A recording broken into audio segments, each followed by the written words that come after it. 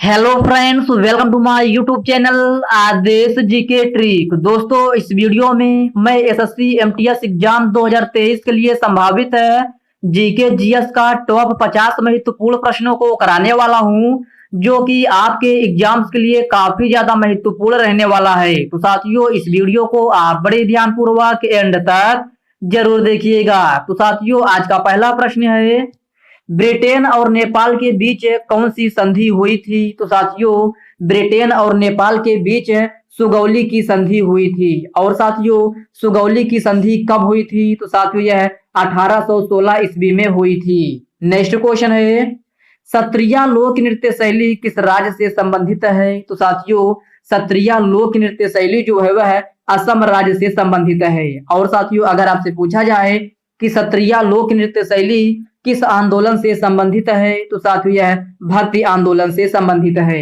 Next question है, औद्योगिक विकास किस पंचवर्षीय योजना का मुख्य उद्देश्य था? तो मेरे प्यारे साथियों, औद्योगिक विकास जो है वह दूसरी पंचवर्षीय योजना का मुख्य उद्देश्य था। और साथियों, दूसरी पंचवर्षीय योजना का कार्यकाल कितना था? तो साथियों, यह 1956 से लेकर 1961 तक था। नेक्स्ट क्वेश्चन है, बत्सर दशहरा किस राज्य में मनाया जाता है? तो साथियों, बत्सर दशहरा जो है वह छत्तीसगढ़ में मनाया जाता है। कहाँ? छत्तीसगढ़ में। ओके फ्रेंड्स, नेक्स्ट क्वेश्चन है, जवाहर रोजगार योजना किस पंचवर्षीय योजना के तहत शुरू हुआ था? तो मेरे प्यारे साथियों, जवाहर रोजगार योजना जो है वह 7वीं पंचवर्षीय योजना के तहत शुरू हुआ था। नेक्स्ट क्वेश्चन है, भारत में मॉन्टेग्यू चेम्सफोर्ड किस वर्ष पेश किया गया था? तो साथियों, भारत में मॉन्टेग्यू चेम्सफोर्ड जो है वह 1919 में पेश किया गया था। कब? 1919 में। नेक्स्ट क्वेश्चन है, वर्ष 1913 में गीतांजलि के लिए साहित्य के नोबेल पुरस्कार से किसे सम्मानित किया गया था? तो साथियों, यह क्वेश्चन आपके लिए वेरी वेरी मोस्ट इंपॉर्टेंट है, आप इसको स्टार मार्क के जरूर लगा लीजिएगा। तो साथियों, वर्ष 1913 में गीतांजलि के लिए साहित्य के नोबेल पुरस्कार से रविंद्रनाथ टैगोर को सम्मानित किया गया था। किसको? रविंद्रनाथ टैगोर को। नेक्स्ट क्वेश्चन है, रोवर्स कप किस खेल से संबंधित है? तो प्यारे साथियों, रोवर्स कप जो है वह फुटबॉल खेल से संबंधित है। किससे? फुटबॉल खेल से। नेक्स्ट क्वेश्चन है, लैंथेनाइड तत्वों को और किस नाम से जाना जाता है? तो साथियों, आप बताना है लैंथेनाइड तत्वों को और किस नाम से जाना जाता है? तो साथियों, यह पृथ्वी के दुर्लभ तत्वों के नाम से जाना जाता है। नेक्स्ट क्वेश्चन है, भरतनाट्यम का उल्लेख किस शास्त्र में मिला है? तो मेरे प्यारे साथियों, भरतनाट्यम का उल्लेख जो है वह नाट्य शास्त्र में मिला है। ओके फ्रेंड्स, इसको आप याद रखिएगा। और साथियों, नाट्य शास्त्र जो है वह भरत मुनि की रचना है, इस पॉइंट को भी आप याद रखिएगा। नेक्स्ट क्वेश्चन है, प्रधानमंत्री मिड डे मील योजना की शुरुआत कब हुई थी? तो साथियों, प्रधानमंत्री मिड डे मील योजना की शुरुआत जो है 15 अगस्त 1995 में हुई थी। कब? 15 अगस्त 1995 में। नेक्स्ट क्वेश्चन है, वॉलीबॉल में खिलाड़ियों की संख्या कितनी होती है? तो साथियों, यह भी प्रश्न आप एग्जाम में रिपीट होता रहता है। तो साथियों, वॉलीबॉल में खिलाड़ियों की संख्या जो है वह 6 होती है। और साथियों, वही अगर आपसे पूछा जाए कि फुटबॉल खेल में खिलाड़ियों की संख्या कितनी होती है? तो साथियों, फुटबॉल खेल में खिलाड़ियों की संख्या जो है 11 होती है। नेक्स्ट क्वेश्चन है, भारतीय संविधान का अनुच्छेद 323 किससे संबंधित है? तो मेरे प्यारे साथियों, भारतीय संविधान का अनुच्छेद 323 जो है वह संघ लोक सेवा आयोग की शक्तियों और कार्यों के प्रावधान से संबंधित है। नेक्स्ट क्वेश्चन है, पश्चिमी घाट की सबसे ऊंची चोटी कौन सी है? तो प्यारे साथियों, पश्चिमी घाट की सबसे ऊंची चोटी जो है वह अन्नामलाई है। ओके फ्रेंड्स, याद रखना पश्चिमी घाट की सबसे ऊंची चोटी कौन सी है? तो यह अन्नामलाई है, इसको आप अच्छे से याद रखिएगा। नेक्स्ट क्वेश्चन है, वर्ष 2023 में मेजर ध्यानचंद पुरस्कार से किसे सम्मानित किया गया है? तो साथियों, यह भी क्वेश्चन आपके लिए वेरी वेरी मोस्ट इंपॉर्टेंट है, आप इसको स्टार मार्क जरूर लगा लीजिएगा। तो साथियों, वर्ष 2023 में मेजर ध्यानचंद पुरस्कार से शरद कमल को सम्मानित किया गया है। किसको? शरद कमल को। नेक्स्ट क्वेश्चन है, मौलिक कर्तव्य किस देश के संविधान से लिया गया है? तो साथियों इस प्रश्न को मैं लगभग सभी प्रश्नों में इंपॉर्टेंट फैक्ट के रूप में डिस्कस करता रहता हूं। तो साथियों मौलिक कर्तव्य जो है वह रूस देश के संविधान से लिया गया है। और साथियों मौलिक कर्तव्य भारतीय संविधान के किस भाग में है? तो यह भाग 4A में है। और अनुच्छेद पूछा जाए तो अनुच्छेद 51A में है। ओके फ्रेंड्स, इन पॉइंट को आप अच्छे से जरूर याद रखिएगा। नेक्स्ट क्वेश्चन है, पानीपत के तृतीय युद्ध के समय मुगल सम्राट कौन था? तो साथियों पानीपत के तृतीय युद्ध के समय मुगल सम्राट शाह आलम द्वितीय था। और साथियों पानीपत का तृतीय युद्ध कब हुआ था? तो साथियों यह 14 जनवरी 1761 में हुआ था। कब? 14 जनवरी 1761 में। चंपारण सत्याग्रह आंदोलन किस वर्ष हुआ था? तो साथियों यह 19 अप्रैल 1917 में हुआ था। कब? 19 अप्रैल 1917 में। भारत हॉकी विश्व कप सबसे पहले कब जीता था? तो साथियों भारत हॉकी विश्व कप सबसे पहले 1975 में जीता था। देश का सबसे बड़ा लिखित संविधान कहाँ का है? तो साथियों यह भारत देश का है। ओके फ्रेंड्स, इसको आप याद रखिएगा। नेक्स्ट क्वेश्चन है, कौन से प्रधानमंत्री हैं जो आरबीआई के गवर्नर भी थे? तो साथियों आप बताना है कौन से प्रधानमंत्री थे जो आरबीआई के गवर्नर भी थे? तो साथियों यह डॉक्टर मनमोहन सिंह थे। ओके फ्रेंड्स, इसको आप याद रखिएगा और साथ ही साथ इस क्वेश्चन को आप स्टार मार्क भी जरूर लगा लीजिएगा। नेक्स्ट क्वेश्चन है, लॉर्ड विलियम बेंटिक ने सती प्रथा का अंत कब किया था? तो साथियों यह 4 दिसंबर 1829 में किया था। कब? 4 दिसंबर 1829 में। नेक्स्ट क्वेश्चन है, विजयनगर साम्राज्य की स्थापना कब हुई थी? तो मेरे प्यारे साथियों विजयनगर साम्राज्य की स्थापना 1336 ईस्वी में हुई थी। और साथियों विजयनगर साम्राज्य की स्थापना किसने किया था? तो साथियों यह हरियर और बुक्का ने किया था। अखिल भारतीय मुस्लिम लीग की स्थापना कब हुई थी? तो साथियों यह 30 दिसंबर 1906 में हुई थी। कब? 30 दिसंबर 1906 में। और साथियों अखिल भारतीय मुस्लिम लीग की स्थापना कहाँ हुई थी? तो मेरे प्यारे साथियों यह ढाका में हुई थी। कहाँ? ढाका में। नेक्स्ट क्वेश्चन है, संगीत नाटक अकादमी का मुख्यालय कहाँ पर स्थित है? तो साथियों यह नई दिल्ली में स्थित है। स्तूप किस धर्म से संबंधित है? तो साथियों यह भी क्वेश्चन लगभग सभी परीक्षाओं में बार बार रिपीट होता रहता है।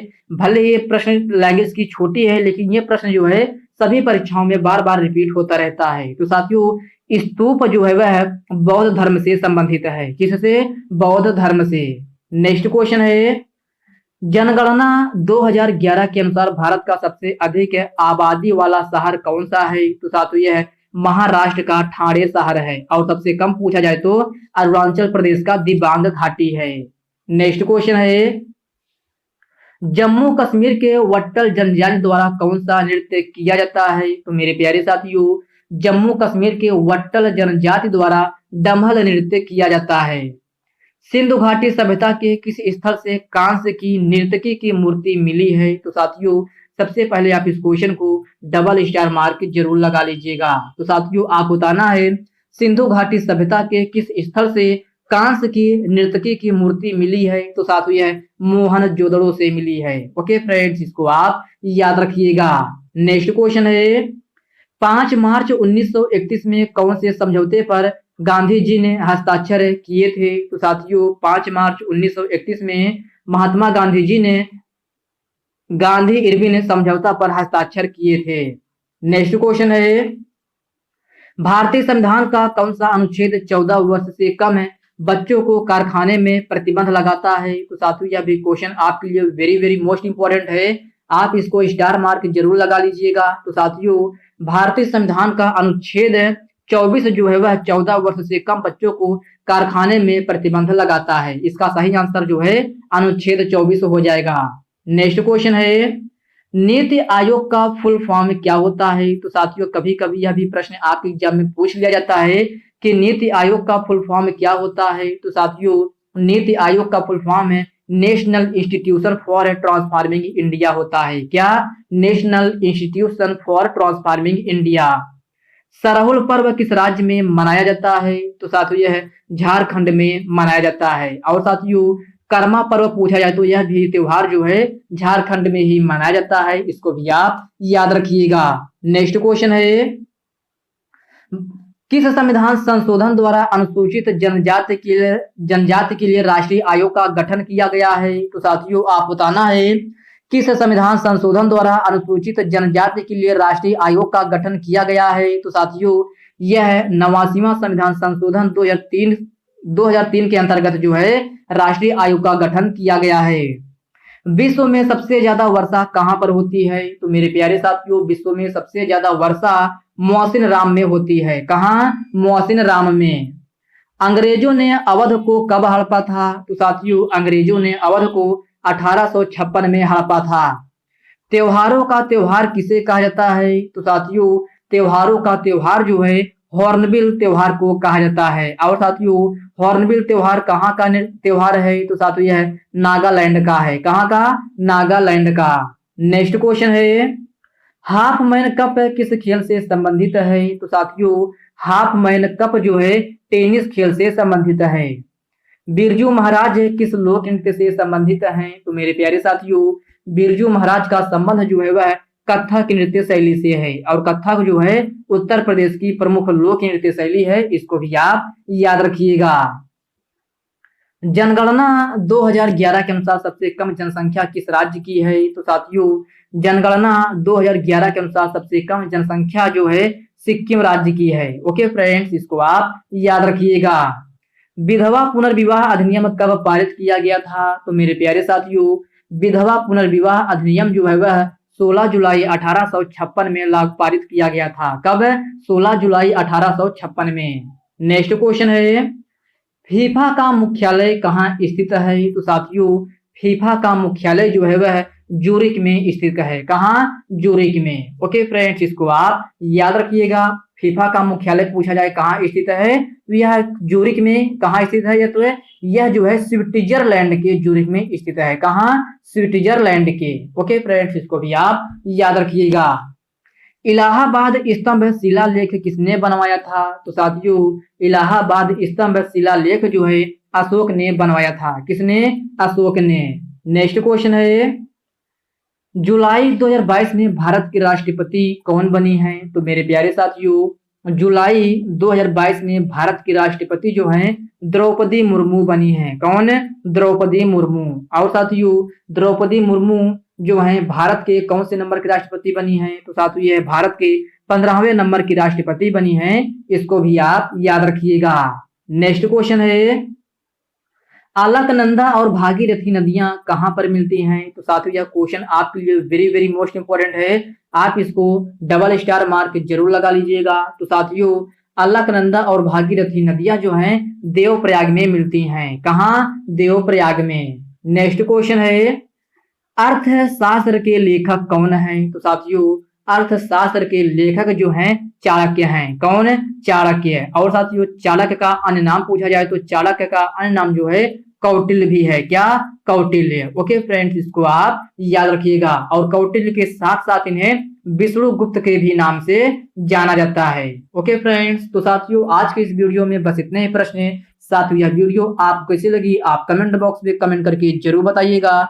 और साथियों यह वीडियो आपके लिए थोड़ा भी हेल्पफुल लगा हो तो इस वीडियो को लाइक कर दीजिए, अपने साथियों के साथ शेयर कीजिए। फ्रेंड्स अभी तक आप चैनल को सब्सक्राइब नहीं किए हैं तो प्लीज आपसे रिक्वेस्ट है आप जो है चैनल को सब्सक्राइब करके बेल आइकन को जरूर से जरूर प्रेस कर लीजिएगा। तो चलिए साथियों इसी के साथ हम मिलते हैं किसी नेक्स्ट वीडियो में, तब तक के लिए जय हिंद दोस्तों।